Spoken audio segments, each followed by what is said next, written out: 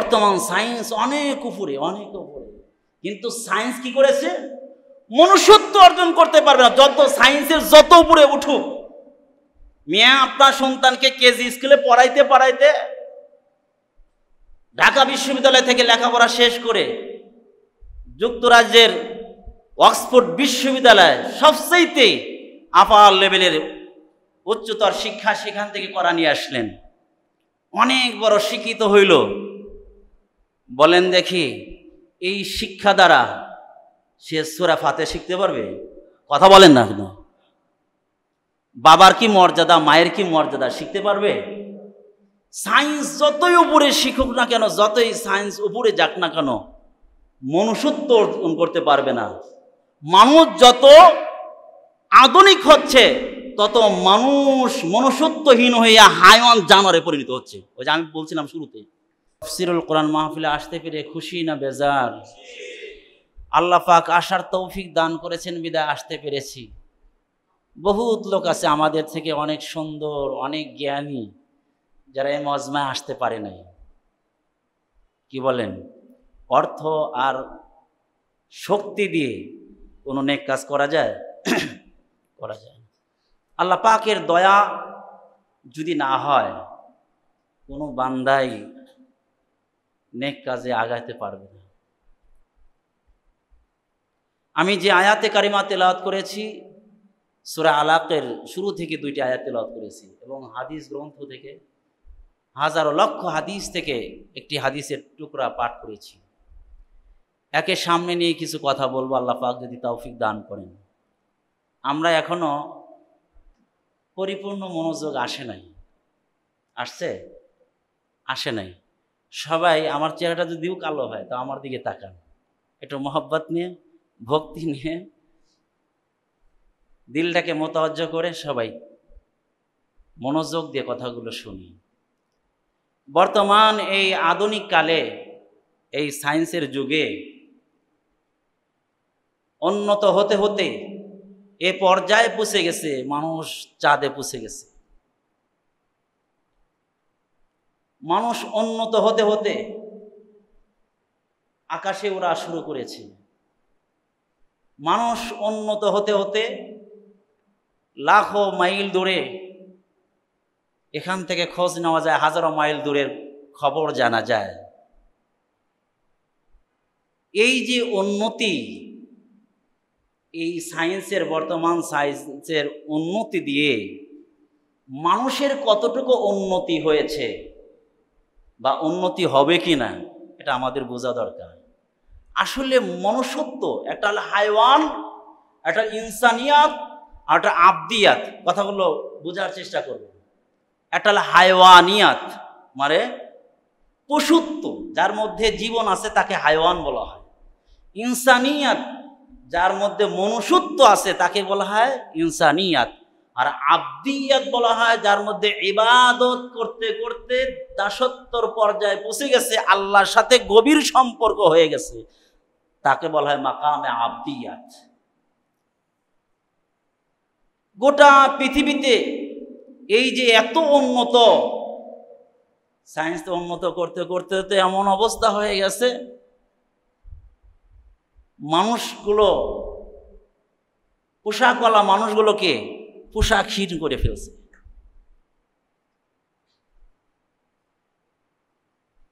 Family bonding এগুলো আস্তে আস্তে ধ্বংসের পথে নিয়ে গেছে। সায়েন্স আমাদেরকে কি দিয়েছে? আরে মেয়ে, আকাশে ওরা, এটা তো পাখি উড়তে পারে। আকাশে ওরা, পাখি উড়তে পারে। এখান থেকে 1000 মাইল দূরে খবর নেওয়া, এটা মেয়া আমাদের বাপ দাদারা, তারা হাজারো লাখো মাইল দূর থেকে বিনা আসবাবে, বিনা কোনো উপাদান ছাড়া 1000 মাইল দূর থেকে খোঁজ নিয়েছেন এবং অ্যালার্ট করেছেন। হযরতে সাইয়েদনা ওমর রাদিয়াল্লাহু তাআলা আনহু মসজিদে নববীতে বসা, সেখান থেকে ইয়া সারিয়াতাল জাবাল, হে সারিয়া, তোমার পিছনে কিন্তু শত্রু বাহিনী আছে আক্রমণ করার জন্য।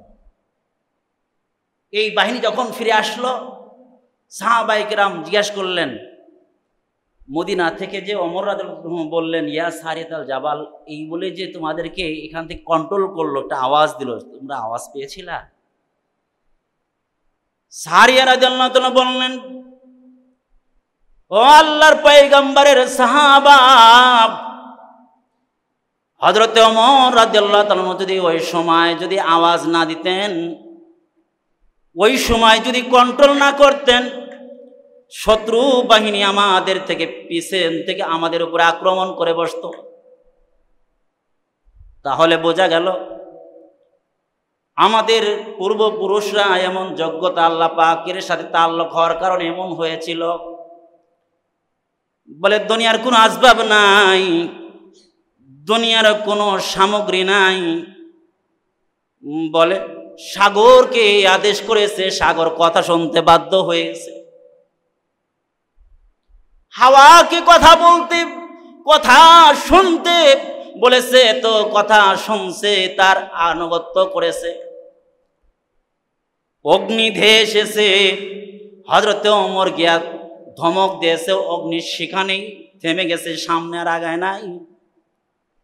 ভূমিকম্প শুরু হয়ে গেছে, সাইয়েদনা ওমর ধমক দিয়েছে, যেই জমিনে আমার প্যারা নবী শোয়া আছে, ওই জমিনের জন্য তুই মাটি লাফালাফি আর করবি না। বলে কথা দেরি বলতে দেরি হতে পারে, কিন্তু সাথে সাথে মদিনার মাটি আর নড়াচড়া বন্ধ হয়ে গেছে। মদিনার মাটি আর নড়াচড়া, ভূমিকম্প বন্ধ হয়ে গেছে। বন্ধ হইল কেন গো? বলে আল্লাহ তাআলার সাথে এই বান্দার এমন একটা সম্পর্ক আছে, বান্দা যখন কথা বলে যেন এই বান্দার জবানটা যেন আল্লাহর জবান দিয়ে কথা বলা শুরু করেছে।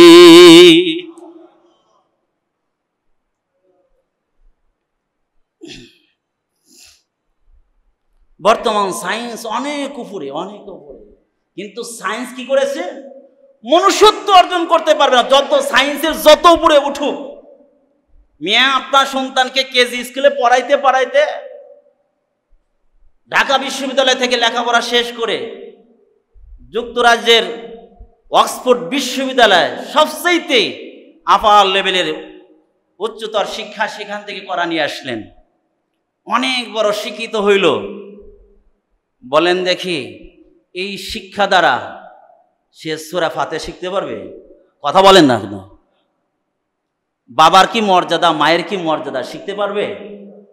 সায়েন্স যতই উপরে শিখুক না কেন, যতই সায়েন্স উপরে যাক না কেন, মনুষ্যত্ব অর্জন করতে পারবে না। মানুষ যত আধুনিক হচ্ছে, তত মানুষ মনুষ্যত্বহীন হইয়া হাইওয়ান জানোয়ারে পরিণত হচ্ছে। ওই যে আমি বলছিলাম শুরুতে, হাইওয়ান জানোয়ার সেও উঠতে পারে, হাইওয়ান জানোয়ার উপরে উঠতে পারে না? উঠতে পারে। হাইওয়ান জানোয়ার তার দৈহিক চাহিদা আছে, মানুষের দৈহিক চাহিদা আছে। হাইওয়ান জানোয়ার খাবার চাহিদা আছে, মানুষের দৈহিক চাহিদা আছে।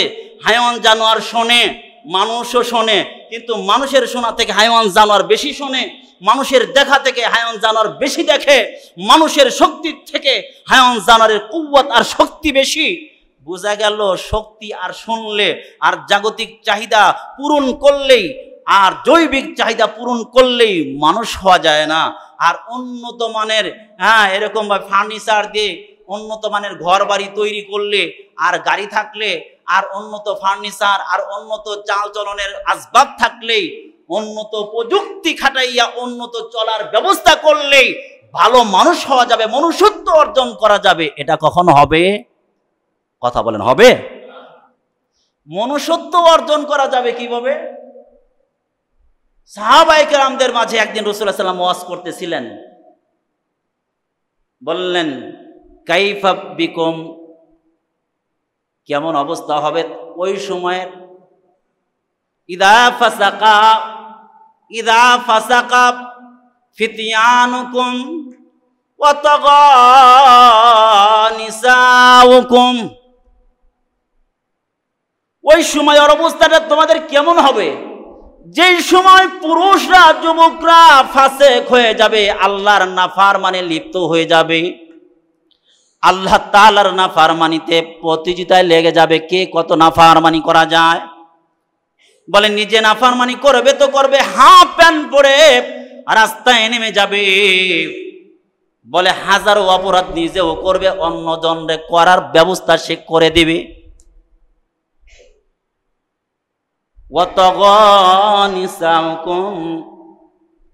যেই সময় মহিলাগুলো নাফরমান হয়ে যাবে, স্বাধীনতার নামে তারা স্বাধীনতা চাইয়া নিজের ইসলামের বাহিরে, গন্ডের বাহিরে যাওয়ার চেষ্টা করবে, নিজের আবদিয়াতের জায়গা থেকে, নিজের ইনসানিয়াতের জায়গা থেকে সে কি করবে?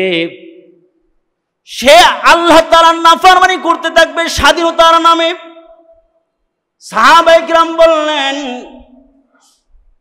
ক্বালু ইন্না যালিকা কায়িনুন ইয়া রাসূলুল্লাহ, ইয়া রাসূলুল্লাহ এই অবস্থাও কি ঘটবে? আল্লাহ রাসূল বললেন, নাম হুয়া আশাদ্দু যালিক, এমন একটা অবস্থা হবে সাহাবা, যেই সময়ের থেকে কঠিন অবস্থার সম্মুখীন তোমরা হইবা। আল্লাহ রাসূল এর পরে বললেন, শুনে রাখো, এমন একটা সময় আসবে মানুষ তখন কি করবে? নেক কাজের আদেশ করা তারা বর্জন করে দিবে, অন্যায় কাজ থেকে বারণ করা তারা বর্জন করবে। ক্বালু, সাহাবায়ে কেরাম বললেন, ইন্না যালিকা কায়িনুন ইয়া রাসূলুল্লাহ, এমন অবস্থাও কি ঘটবে? এমন অবস্থাও কি তৈরি হবে, আসবে? এমন সময়ও কি আসবে? আল্লাহ রাসূল বললেন, অবশ্যই এমন সময়, এমন একটা অবস্থা আসবে। আল্লাহ রাসূল বললেন, শুনে রাখো, এমন একটাও অবস্থার সম্মুখীন আমার উম্মতরা হবে, যেই সময়ে কি অবস্থাটা হবে? বলে গর্হিত কাজগুলোকে মানুষ ভালো মনে করবে, আর ভালো কাজগুলোকে তারা কি করবে? খারাপ মনে করবে। এখন সময়টা হয়েছে নি? এই যে নারী সংস্কারের নামে, অধিকারের নামে এই যে বিভিন্ন আন্দোলন চলছে, এটা কি আসলে ভালো কাজ? আর এটাকে মানুষ অনেক বিজাতি, অর্থাৎ যাদের মধ্যে ইনসানিয়াত নাই, এরা এটাকে ভালো মনে করতেছে, ঠিক না? আল্লাহ আল্লাহ, আমাদের কষ্ট হইতেছে। আমি তো আপনাদের ঘরের মানুষ, সবসময় বয়ান শোনেন, আমি খালি সময়টা পার করতেছি। বয়ান তো করবে বুজুর্গরা, আমরা তো আসছি শোনার জন্য। আল্লামা খালেদ সৈফুল আইয়ুবী আমার খুব কাছের মানুষ, মহব্বতের মানুষ, হুজুর মহব্বত করে।